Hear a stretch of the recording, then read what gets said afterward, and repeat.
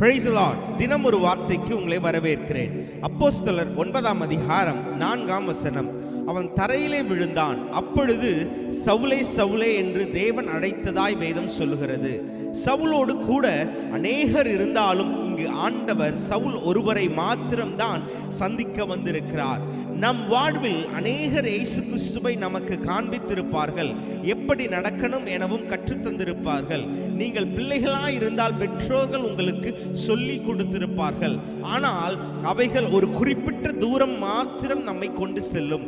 மீதம் இருக்கும் காரியம் நமக்கும் இயேசு கிறிஸ்துவுக்கும் உள்ள உறவில் தான் இருக்கிறது. புதிய ஏற்பாட்டு சவுலை நம் அனைவருக்கும் தெரிந்திருக்கும்.